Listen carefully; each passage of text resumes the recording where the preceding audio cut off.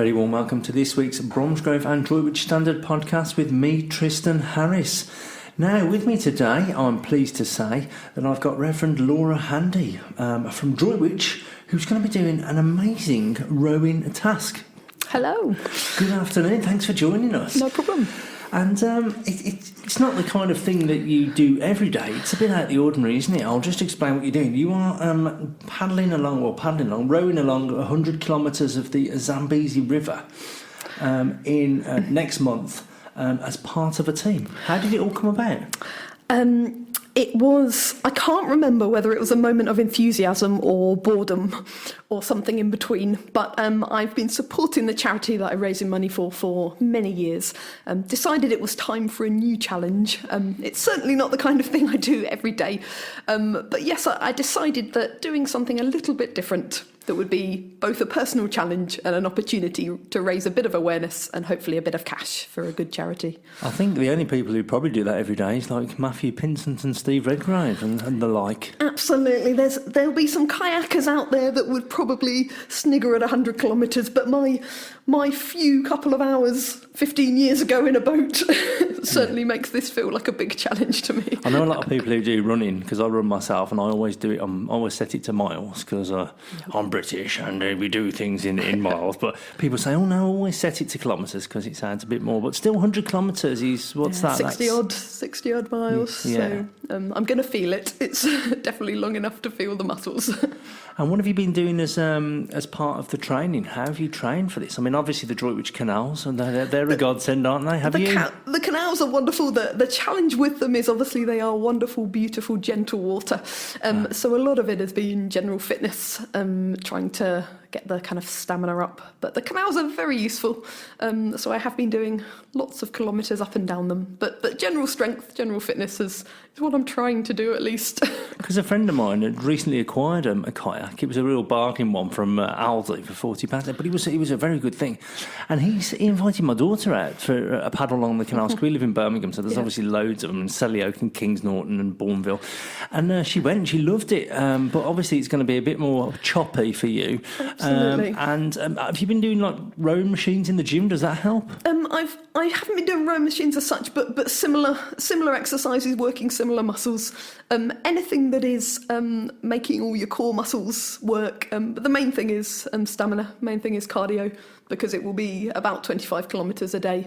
So are you genuinely like a fitness fanatic, or is this something have you done much rowing? I'm certainly not a fitness fanatic. I used to do lots of canoeing. I was a scout growing up, so I did lots of canoeing for many years, but I say it's been a good 15 years. Used to play hockey a lot. That was my sport. But moments of couch to 5k getting halfway through has been more what the last 10 years have looked like. So I love the couch to 5k. I absolutely recommend it to everybody. If you haven't done it and you've never run, because I'd never been good at running. I'd been good at swimming because I went to this swimming club. I was like the smallest in my class and stuff, and I was never any good at swimming. But I went to this, and when they started saying, like, you need to train 6 nights a week now, and it was getting serious, I made my excuses to my parents. I need more time to revise for my GCSEs. That's and a good line. I'm going to have to give it up. Absolutely. But I gave that up. But I still go back to the swimming, and I can swim like a good mile, 2 miles. No problem. But the running had always evaded me. Yeah. And I was worked out. It was because with the swimming, I'd knew how to breathe. I'd been trained how to breathe. And that was the difference. When I did the couch 5K, I think Laura as well, isn't it? The lady who does it on the NHS. I can't use that one because it is Laura telling me what to do, so I can't. Yeah, it's Laura. But I use a different one. A guy from our subbing team, he used to say to his partner, he used to say, I'm just popping out with Laura for a half an hour and stuff. Absolutely. But she said every time a foot goes down, or a right foot goes down, she breathes in for 2 and out for 2. And then there was another thing that I'd never even thought of, where if somebody sees you, imagine there's a hedge there, they shouldn't be able to tell if you're walking, jogging or running. So it should be just the bottom half of your body that's doing all the work and not the top half. I've not heard that one. I'll have to there's things like this and like little that. tips. So I guess that's the same with rowing, isn't it? Because, I mean, I just flounder around. But I suppose if you know what you're doing, then you can get the oar to do a certain amount of the work. Yeah, we're going to be in different boats.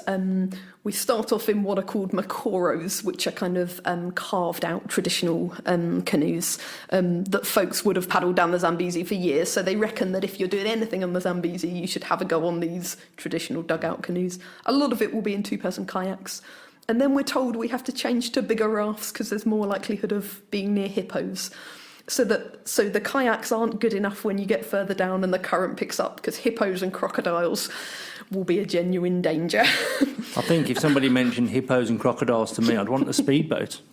It is a little bit terrifying. We've had to sign a disclaimer that says we will do what we're told. So if we're told to paddle quickly or go in a particular direction, we will, because the folks who know where the hippos lurk, which is the bit that is slightly different from the canals. So what will you do for food and stuff then? Will there be like stops each night, little tents and things? Or? So the actual challenge is 5 days long. The 4 nights we will be staying literally at the side of the Zambezi. So they're not campsites, they're just patches of ground, no facilities. So we'll be putting up tents, making a fire to keep the wildlife away, we've been told. And we will be provided with kind of things to make food with, and it'll be basic rations. But yes, it will be a little patch of ground, and then we'll load up the next morning and off again. It'll be like I'm a Celebrity on Water. I'm hoping not to eat any locusts along the way. Well, desperate times call for desperate measures. Very true. Well, so that's how that happened. What have you been out there before for any work you've done? I haven't been to Zambia, which is the side of the Zambezi that we'll be based on. I've been to Kenya before, quite a few years ago, when a church I was part of had a partnership. And I've been more recently to Tanzania, the Diocese of Morogoro, which Worcester Diocese has a link with. So I went to visit some folks out in Tanzania. I didn't go with a group. I went on my own and spent some time with those folks, and that was great fun. Living their lives with them for a week or so, and going to some very remote villages where they'd never had a visitor before was quite an adventure. But well, to be honest, you sound like an experienced expert, but compared to most people's experience of Africa. So certainly had a little experience. I think there's some things that you probably bump into wherever in Africa you go, but the 2 occasions I've been, it's been a different experience. This will be another odd one. It will be local folks. The company I'm going with, I really like. They're into sustainable tourism, so they offset the flights, but they also use local folks all the way through to do the kind of support team. So they say they want it to be a benefit to the local community as well, which I quite like. So I'll meet some Zambian folks and find out a bit about their lives. Take some Droitwich memorabilia out. Absolutely. Take some fudge and try not to eat it before I get there. Yeah, that's what I usually do. Actually, fudge would be quite handy, wouldn't it, if you're doing exhaustive exercise? I might have to do that. It's a perfect excuse, isn't it? It's kind of like Droitwich's version of the Kendal mint cake, isn't it? That's the one. I'm going to tell people that. Yeah, get in touch. Which bowl fudge they'll sort you out. We do. So there's that. Tell us a little bit about the people who you'll be helping, because we spoke briefly on the phone, and some of the conditions and the things that they've had to put up with are really quite severe. I mean, we're all here worrying about Brexit, and there you go. I've mentioned it 8 minutes in. The word. Yeah, I've said the B word. I'm worrying about that and other things, and and whether our cost of living's going down or our standard of living, and they literally probably don't have a standard of living compared to ours. So the charity that I'm supporting is called Compassion UK. It's an international charity, but they work in lots of different countries, in lots of different continents. This particular project is to help folks in Rwanda. It's 25 years since the genocide, and for a lot of people it's kind of a thing in history, but they're very much aware that on the ground the effects are still felt in communities. So they have a programme where they call the Child Survival Programme, and so particularly mums and babies who don't have much chance, they help them with healthcare and education. But they've identified a group of families that either live in lots of them under corrugated iron kind of houses that as soon as the rain comes or any extreme weather, the houses just simply can't cope. And so the idea behind this is to help some folks that really have no resources. While they build the houses, they're going to teach local folks some of the skills for house building at the same time. So it is. I've been involved in kind of helping the charity in just small ways for many years. I've got a little lad called Nyonsenga Richard. Surname's often said first. Easy for you to say. Absolutely. I write letters to him regularly. He was on the Child Survival Programme about 7 or 8 years ago, and he's now doing well in education. And his family, they've managed to find work.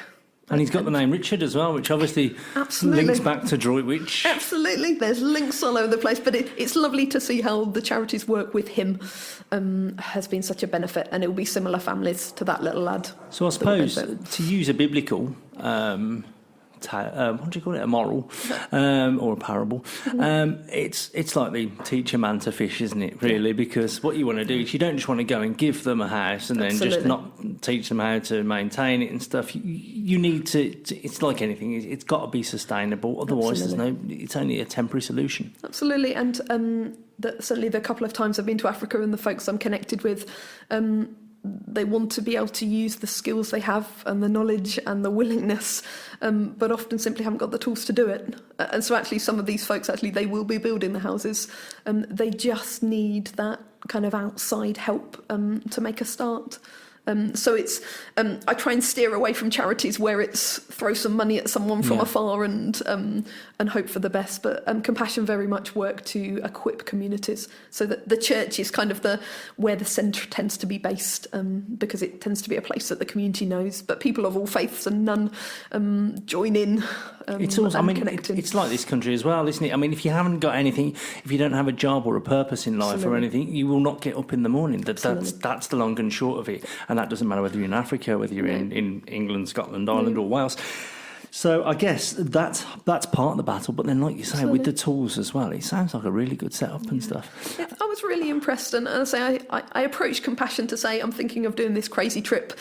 Can I support? And it was the particular project in Rwanda that they said, this is something we're doing at the moment. Would you like to have the money go to that? And as you're just saying, everyone has something they can contribute, but sometimes we need to team up with different things. We want the people of Droitwich to get their hands in their pockets and pay a little bit. Well, not just Droitwich, Bromsgrove people listen to this as well, and beyond. Everybody's listening to this, and we want you to donate. So how can people donate to it? There is on Compassion's website itself. There is a link which hopefully can be pinged around a little. They use a giving page on their own website to avoid money going to other places along the way. Some of the giving websites take quite a cut of them, so this allows people to give money. Some folks have popped some money kind of in my hand when I've bumped into them around the town. But the web link is the best place, and as I say, the trip's paid for. So the kind donations people have been giving, none of it's towards the costs of the trip itself. Everything goes to Compassion. And is this just the start then? I mean, is there potential for some kind of link up between Droitwich and this area of Africa? Potentially, it may well be this area of Africa. It may be another. I've recently discovered that the pastor from the church I visited in Tanzania has a Compassion centre in the church he's at now. So that would be a link for us with Morogoro. So I'm really keen to develop a kind of longer relationship. I already have some connections in the area in Rwanda, simply through the support of the charity. I would love to be able to see what different ways we can support. So watch this space. It's good though, isn't it? I mean, it's like the town twinning as well in a kind of way. It's nice to have links with people all over the world, because there will be young people from Droitwich who they go to school, they come home, they play on their PlayStations or their games consoles, and they might go to the Lido at the weekends, and no crocodiles or hippos in there. No, I looked out for them, I didn't see any. And they've got this kind of semi-charmed kind of life, really, I suppose, and it's nice to have an insight into other people, and it makes such a difference. And I mean, I remember, when I was at school, if you got things from other countries, if you did, it's all kind of, we've lost it a bit, really, haven't we, with email, and it all seems to be digital these days. And I think also when people think of charity, I say it is often that thing of giving to some distant people that we know nothing about. And I think the learning that goes on both ways and how it improves both of your lives as you connect with folks. I mean, the couple of trips I've made to Africa, it sounds cliche, but I really have just learned a staggering amount and come away thinking that I'm not sure what benefit I was to them, but they certainly helped me understand what matters. So often in the middle of crazy situations, there's a kind of a joy and a resilience and a sense of family that I think, as you say, folks bumping into others whose life is just different somewhere else in the world. It helps you understand your own life better as well. And it puts things in perspective. Absolutely. And, and in the times that we live in, partnerships and positive connections seems like a good thing. Well, we've all seen that, and we've all seen the hashtag first world problems when you, absolutely, you know, when you've accidentally bought a can of beans without a ring pull and you've got to use a tin opener and things like that. And we all do it. And we all moan on social media, and it's pointless. It's really compared to some things. Now, just talking a bit about the challenge, it was created in 2013 for Comic Relief. It was indeed. I didn't know this until I signed up. So having signed up for the challenge, I received a message saying, you may have come across this, called To Helen High Water for 2013. So at the moment, they're trying to do the sink or swim across the channel. It seems to be a bit more sink than swim at the moment. But the 2013 version was this. And the Charity Challenge is the organisation created it, first of all, for Comic Relief. Dara Breen nearly drowned, which I haven't passed that on to my mum and others, no. that's the challenge I'm doing. No, she may well do, so this is not good. Hi, Mum. But they decided then that actually to recreate it as something that other folks... So there are some YouTube clips, which I've watched a few of a similar route, and... yes, that made me train a bit more, shall we say. It's a bit like Expectant Mums, isn't it? When you can watch videos of births and stuff. Don't watch one board every minute till after. Absolutely. But yes, it was created as a team challenge. I don't know any of the folks that I'm going to be doing it with. They will be a group of folks who are supporting different charities. So we will meet at the airport and have to quickly form into a bunch of people who are going to literally paddle in the right direction. Sounds a bit like espionage, doesn't it? Absolutely. Going to look out for the travel. Look out for the person with the white carnation. That is exactly what the final information sounds like. So that's good. I think what's quite important as well, when you discuss these kind of things, is to get a perspective of how much money is going to raise, how much here. So it's like, for example, each home's going to cost £3,249 to build, which compared to this, this country is amazing. And the aim's to build 34, which will house 173 people. So that's 173 people whose lives you have made a difference to. Are there any other things? So, like, if somebody wants, because I think there's a chance to sponsor a child. How much is it to sponsor a child? With that, there's lots of different organisations that brilliantly help connect folks in terms of sponsoring a child. The way Compassion does it, it's £25 a month. And what that enables is that the child can come along to regular sessions at the Compassion Centre, which means they'll have adults that are consistently inputting into their lives. They get help with their education, help with school uniforms and all the things. Quite a few schools, if you haven't got the uniform, you're not allowed to go to school. So often that's the barrier in some of the areas of Africa, that actually if you simply can't afford the uniform, you can't go. Part of that, there's wider healthcare and connections for the wider family. So often one child will be part of the Compassion programme, but it will be the whole family and extended family that benefits. So £25 a month, and you have the opportunity to write to your child and cheer them on. It's very much based, say, around a centre, so you're part of the equation, but actually those that they get to know in their own community. There's a lot of work that is done within communities to help people work together and help each other. There's a little girl that I've sponsored for some years. She was born with both of her feet not formed properly, and she wasn't able to walk. And Compassion had a particular intervention to pay for her to have specialist surgery. And she can now walk. So if there's particular children that have a particular vulnerability, rather than those families simply being left without any backup. We moan about the NHS sometimes, but the privilege we have of being able to walk into healthcare. And so Compassion will work out the best way to sponsor. So a few of the kids I've sponsored over the years have had particular needs. Others have simply had a tough start. £25 a month, and the commitment, there's no length of commitment. The longer you can stay connected and cheer a child on, obviously, the better. But circumstances change. And you can sponsor tiny ones. There's often teenagers who are nearly at the end of education. I think that's the problem with fostering a lot of the time, isn't it? Yeah, Everyone absolutely. goes for the little tiny, teeny, Absolutely. weeny ones, and then you get the older ones who are kind of overlooked, and probably with.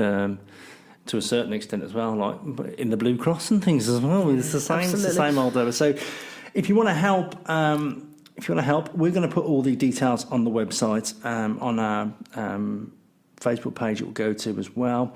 We've also got. We can put your Just Giving page on there, and or your fundraising page, Thank you. and then we can do that.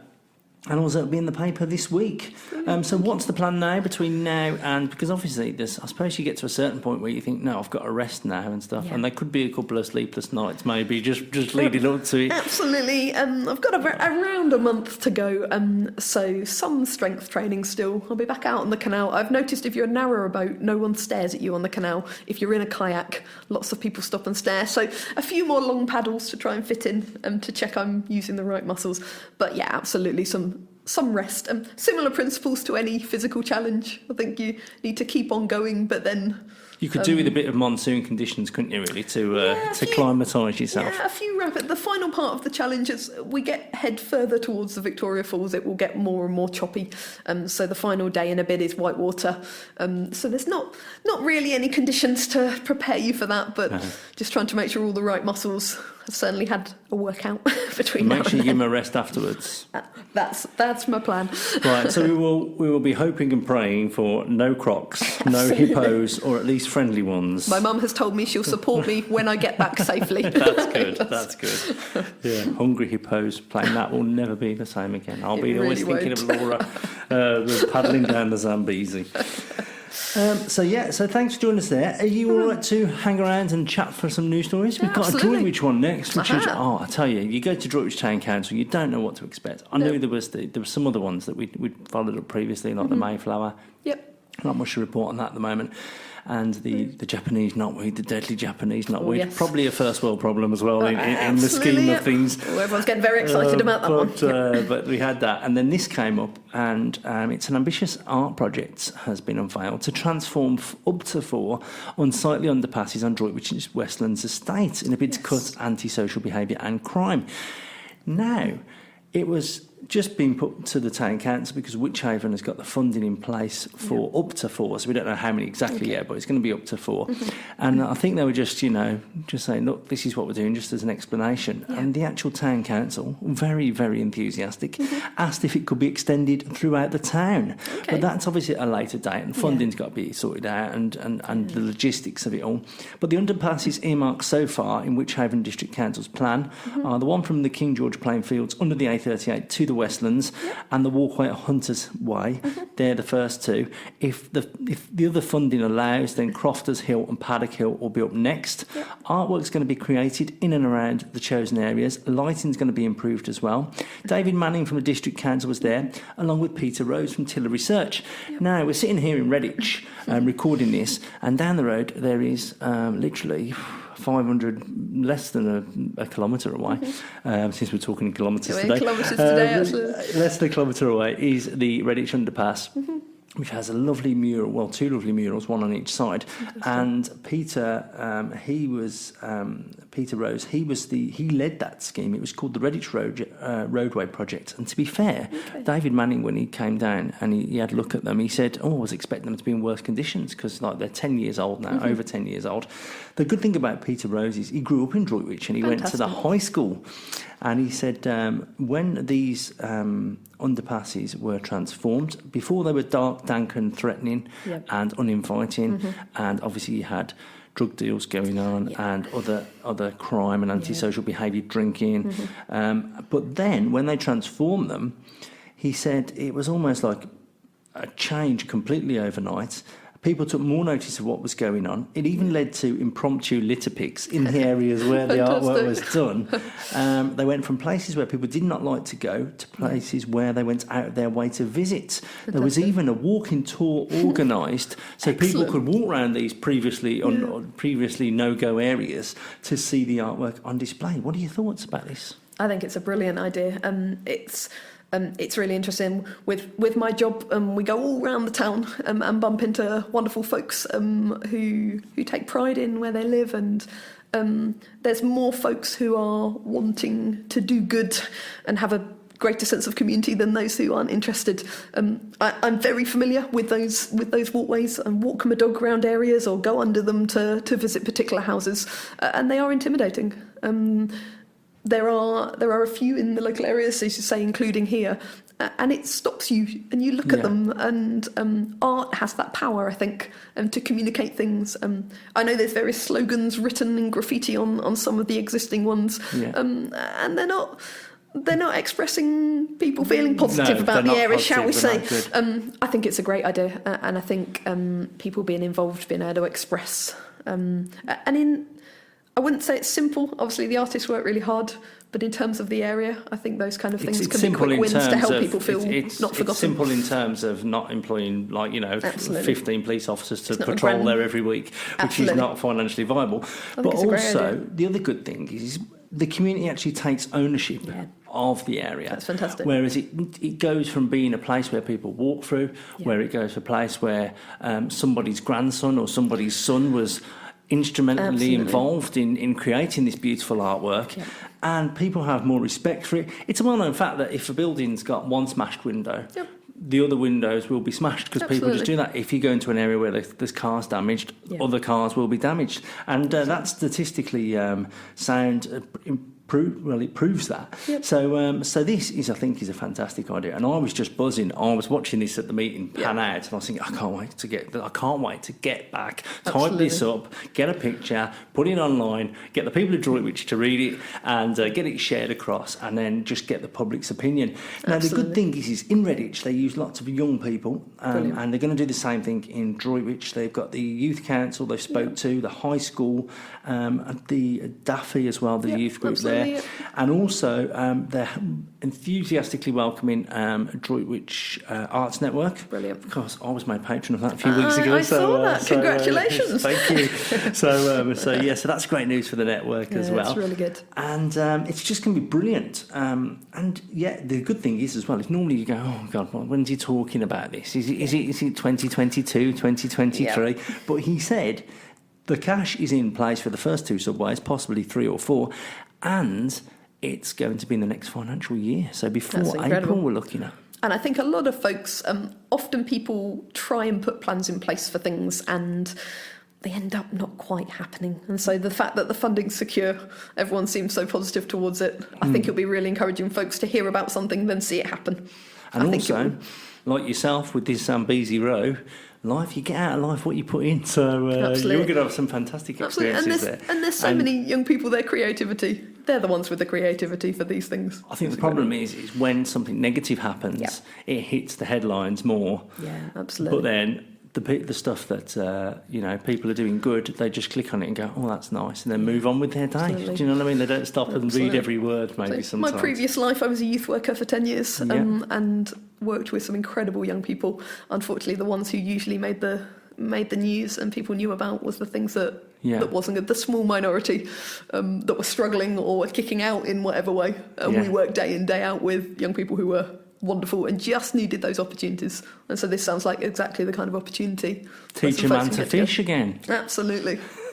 Teach a man to do some beautiful artwork in an underpass, and I'll do it. The good thing was, they said they unanimously backed this scheme. It was going to be fantastic. Hopefully they're going to roll it out across the whole of Droitwich, because there's quite a few underpasses. In Birmingham, where I live, they've just filled them in and put crossings in, which is the other option.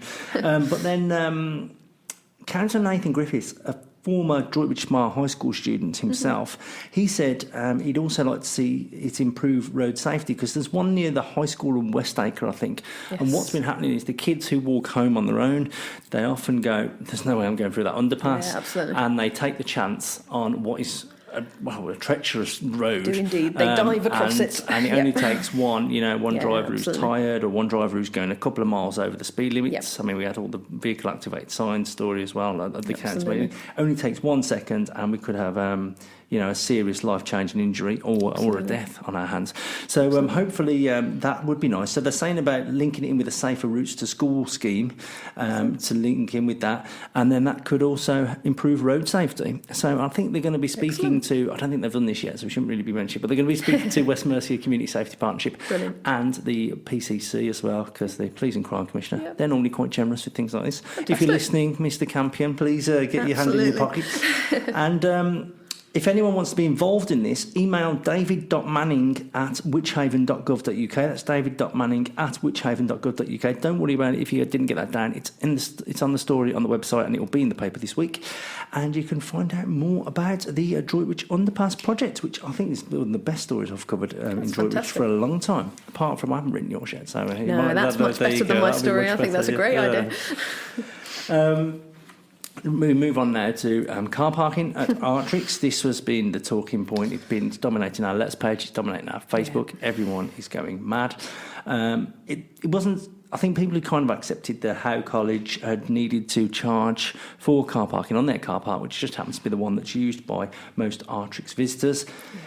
What they didn't accept was that we spoke to I had Reverend Wynne Benyon last week, and he was talking about this, about the cashless society, and it's alienating people and causing isolation and loneliness, and it will do that here.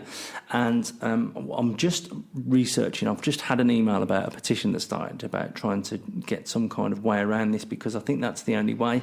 Yeah. Also this week, I'm just waiting for a comment from the college. A couple of people have had threatening letters from the Parking Eye people even before they were due to come in. So they were due to in on the 2nd of September, and this lady, an elderly lady, parked at Artrix on the 27th of August thinking, it's fine, you don't start till next week. And then even she got a letter saying that just be warned that if you do this again, you will be contravening it and you will be sent a penalty charge notice. I mean, there's no need for that. I mean, there were signs up. Everybody knows. We've documented it to the hilt. Everybody knows there are car parking charges in Artrix. In fact, when I said to my photographer, we've got we've got a picture being taken at Artrix, I think it's for an exhibition, and I put in big letters on the job sheet, don't park in Artrix car park. Yes. So he'll find another way. But yeah, I mean, I don't think, what are your, I mean, I know it's, the college is saying it's maximising the potential revenue it can generate by not having cash and card payments, but I don't know. I don't think it's very community minded. It's so difficult, and I think that's exactly right. Community-minded and business-minded. I think there's a lot of business people that would like to be both. I guess folks find themselves with difficult decisions, but I think there's other car parks around that have been through a similar journey. I know Worcester Woods were having similar conversations, and actually that balance between a community facility that all the right people can use in the right way and a way to make a bit of money. We have got that as well. We've got a story coming up on, I'm glad you reminded me. We've got a story about the Licky Hills as well. They're trying to charge there. Cannon Hill Park in Birmingham's already undergone that, and now the City Council are currently consulting with residents on that. I mean, it's what Howe College has, so what Artrix have always said is free parking seems to be the exception now rather than the rule in this day and age as things get tighter and stuff. And nobody's criticised, well, some people are criticising the college for charging in the first place, but that's not the big issue. The big issue is you should be able to, I mean, I'm 43. I don't like paying parking with my phone. I always prefer to use cash. And also, I think the only time I did it was when we went to Starport on 7. There was a massive queue. It was Bank Holiday Monday. I didn't have any money on me as well, which is weird because people in my office, I've said it before on here, they'd struggle to recognise the Queen in a lineup because they have no cash on them. But yeah, I think they've got a bit of, hopefully this petition or something, or there's got to be some sense in somewhere, because Artrix, I don't know too much about Artrix's financial situation, but it's staffed by volunteers. It's got big overheads. It's bound to have, you know, they're going to need all the money they can get from their budget because they had budgets. They had cash cut from the council a couple of years ago as well. And it adds up really quickly, even if it seems like a small parking charge. If it's somewhere that you go regularly or want to go regularly or need to, it's very. And it's like quick. if you're paying like £3 or £5 or £8 for a cinema ticket, then you've got £1.60 on top or whatever it is going to be to 80p an hour, I think it is. So it just all adds to it. So we want your letters on that still. Editor at bromsgrovestandard.co.uk, editor at droitwichstandard.co.uk. Send us your well wishes as well for Laura. We'll pass them on. The obit as well. So we've got, what was I going to say? Yeah, we've got that. We've got an obituary going in this week as well, which is very, very sad. I only found out at Saltfest on Sunday, but Keith Shakespeare, he organised the Stoke Prior Steam Rally for 30 years. And he passed away in July. I thought we'd have heard about it before then, but obviously, because it happens sometimes. Yeah. He passed away. It was unexpected. He had a blood clot on the lung. And the Stoke Prior Steam Rally this weekend, and his daughter and his wife Tracy, they're going to carry on the rally in his memory. He was steam mad. He grew up in South Birmingham, probably not far from where I live. He grew up in Kings Norton and Bourneville, and he was just, so many people knew him, and they said that they'd 15,000 people read the announcement on Facebook, and it's ranging from Scotland to Cornwall, and the funeral raised £600 for the RNLI as well. Fantastic. And this weekend, the Steam Rally, they've got two, I mean, you have to be important for this, two RAF fly pasts by the Battle of Britain Memorial flights in his memory. So please go along to the Steam Rally this week and support that. And please let's remember Keith. The story has literally, I think, just gone on our website now at 1 o'clock. So that will be... what a wonderful way to honour him. It's such lovely words. And it is really... He's got really a nice, quirky life as well, about how he used to do the steam engines and how he'd always prove people wrong when they said stuff couldn't be done. Wonderful. And he was a great guy. So we've got that. Just let's remember Keith and all the good work he did. Community minded, he epitomises that. We were talking about community mindedness earlier. And they're the things that at those moments, they're the things that we realise matter.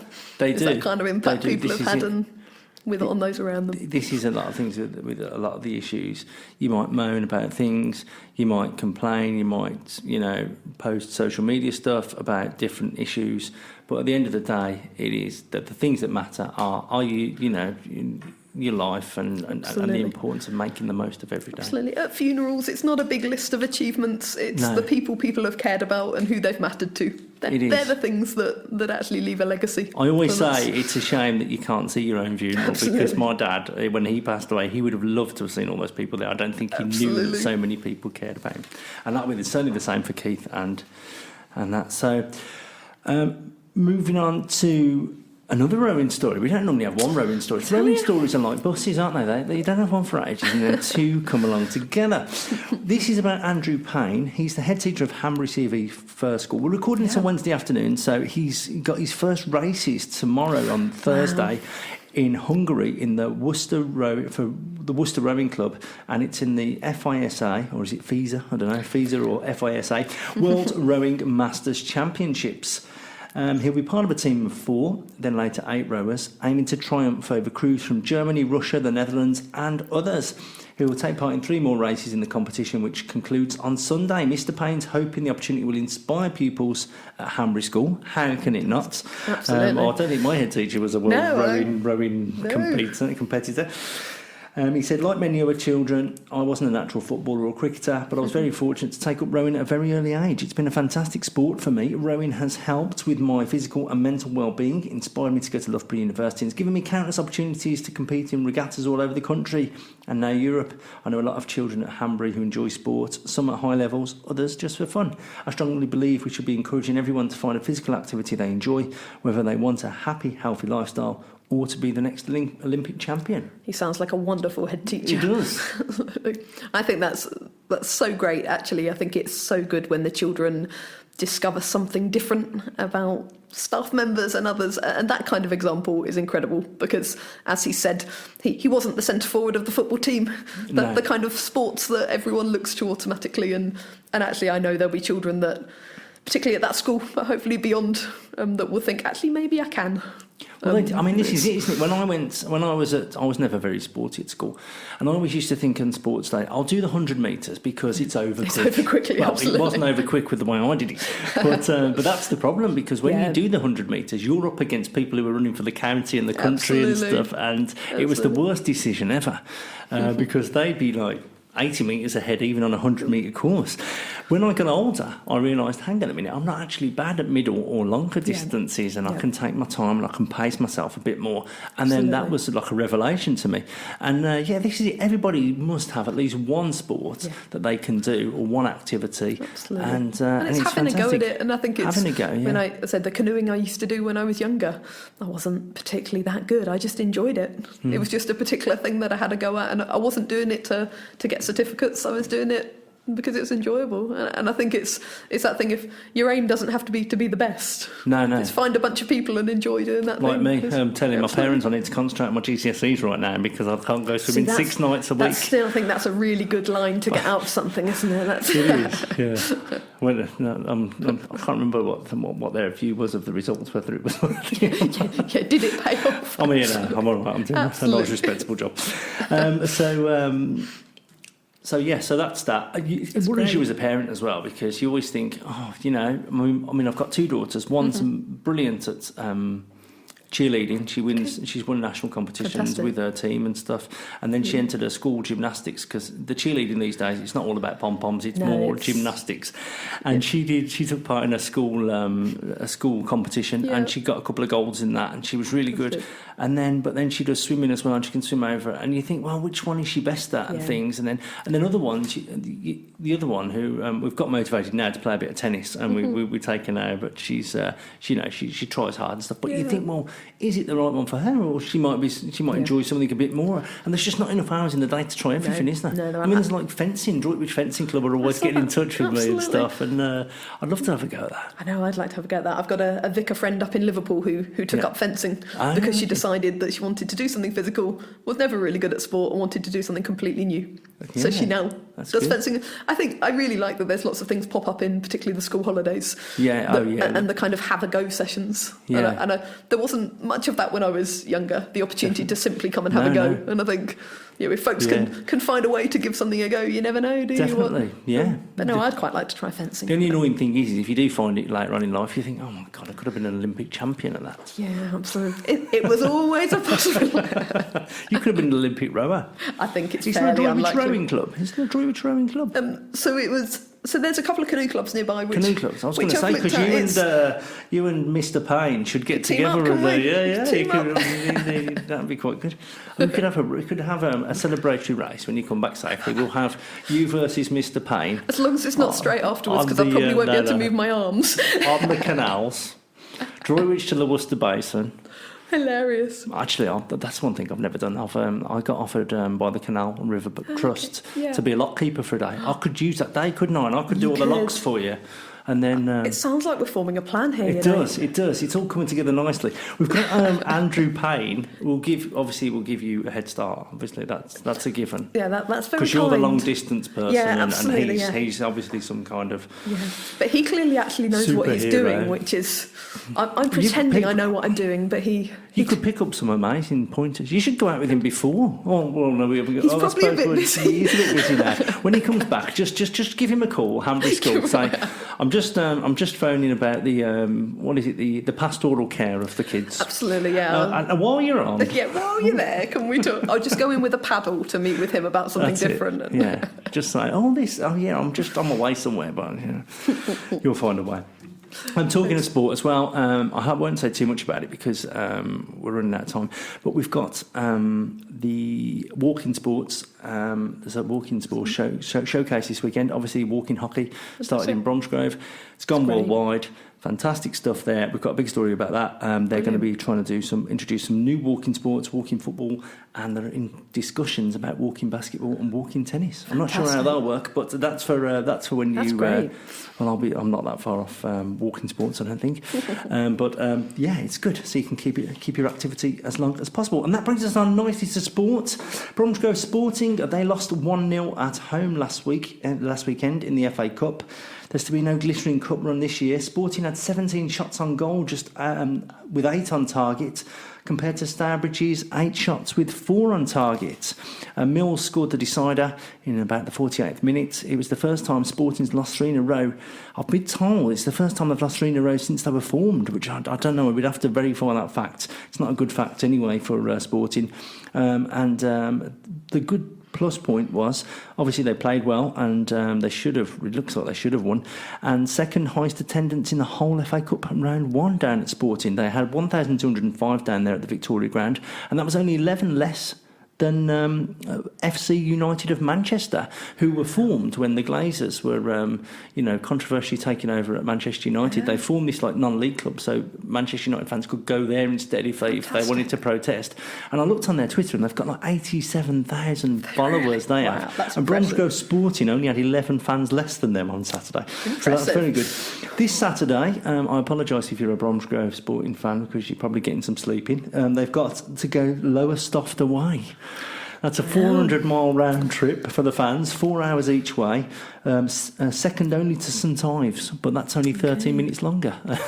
So Sporting are 19th in 5th, and Lowestoft are 18th. Sporting are 19th place with 5 points. Lowestoft are 18th with 6 points, so they will leapfrog their hosts if they can win.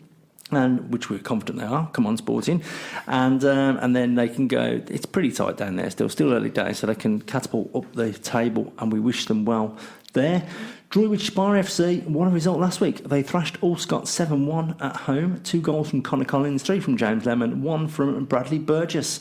Droitwich are 6th in the league, 6 points. Currently, they're 4 points off second, and they've got 2 games in hand. So if you're a mathematical genius, then that means that they could go 2 points clear of second. Excellent. And Bromyard away this week. Bromyard are bottom of the table, but it's kind of a false position because they've only played 2 games and they've got 2 draws, and all the others got 4 and 5. That's about all we've got time for. Thank you ever so much, Laura, for coming thank you for speaking to us.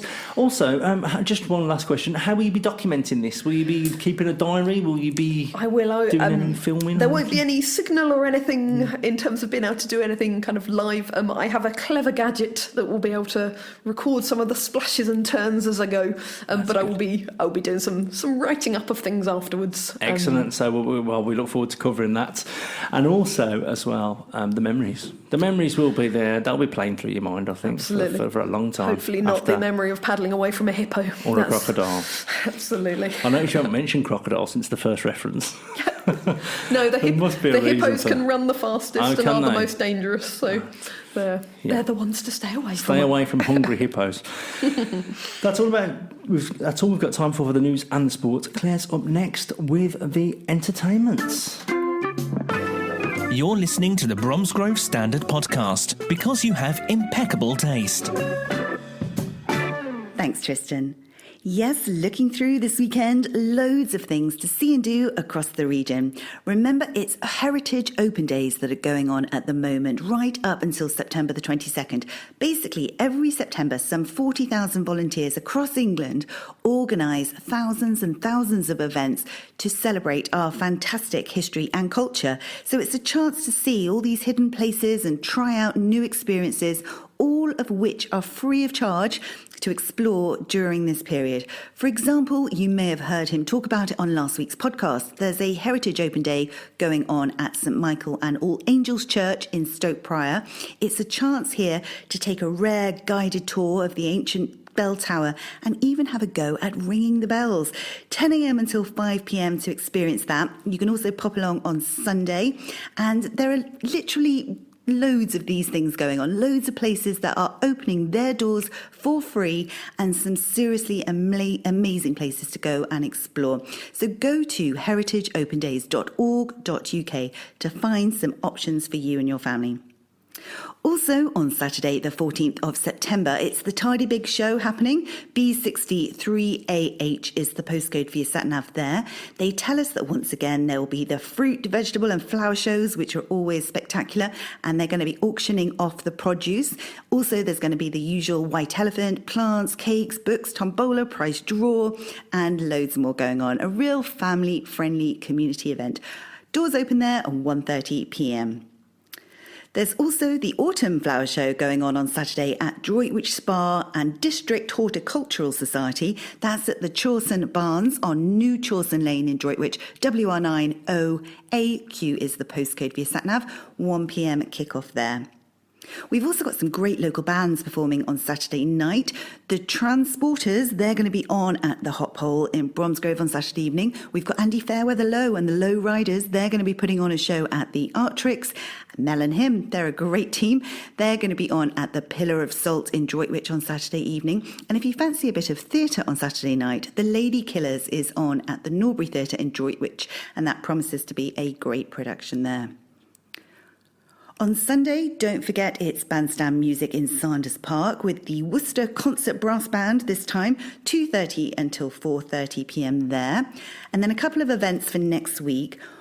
On Wednesday, the 18th of September, we've got the Carpenters Experience on at the Artrix. I really want to go and see that. I've heard it's incredible. I love the Carpenters, so I'll be there on that one. And also on Thursday, the 19th of September, one to mention, Danny Sun is doing a classic quiz night at the Crown in Wychbold. 8 p.m. start there, and there's prizes for the top 3 teams.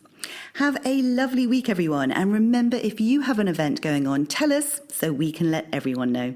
Back to you, Tristan. Well, that's all we've got time for this week. Thank you, Claire, for all that. So much going on in Bromsgrove and Droitwich and Rubery as ever. Thank you very much earlier to Laura Handy, who joined me from the Droitwich Church. And she's going to be good luck to her in her quest, paddling 100 kilometres up the Zambezi, or down the Zambezi. It's down the Zambezi. That's downhill, that's better. Thank you so much. Remember, if you want to get in touch with us, editor at Bromsgrove Standard, editor at droitwichstandard.co.uk for both of them. You can also get in touch via the websites. We've got daily updates on our websites as well. And also, if you want to join in the conversation, it's all happening. It's Facebook, it's Twitter, it's Instagram. We've got everything you could ever imagine. So join the conversation on there and you'll get some updates into your news feed as well. All that's left to say is have a fantastic week. Hopefully the weather is great this weekend. It is Open Heritage Weekend as well, or Heritage Open Weekend. So make sure you get out. There's churches, castles, everything to see in the local area. Just search for Heritage Open Weekend or search our websites because we've got a couple of stories on that kind of thing on there as well. Search for that, and then there's plenty of things to see and do historically. Okay, we'll see you. We'll reconvene right here, same time next week.